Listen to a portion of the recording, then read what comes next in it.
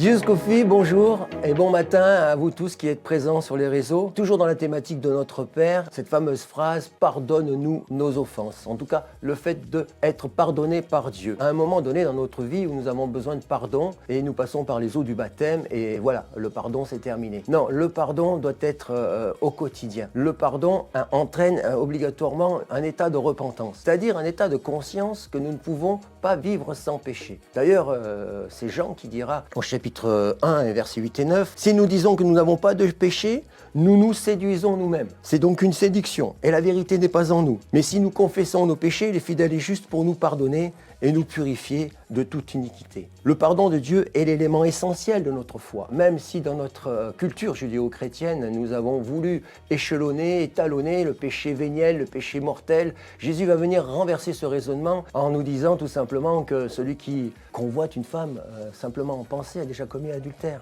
Ou celui qui dit raka à son prochain est passible de la Genèse. Il est venu pousser les limites parce que la perfection que Dieu a nous met obligatoirement nous dans un état de péché. La repentance, c'est une attitude, c'est une façon de vivre, d'être vis-à-vis de Dieu repentant et lui demander pardon pour notre vie quotidienne. Nous sommes donc des pécheurs pardonnés, graciés, parce que Dieu nous pardonne constamment nos péchés. Source de vie, The Church to Be.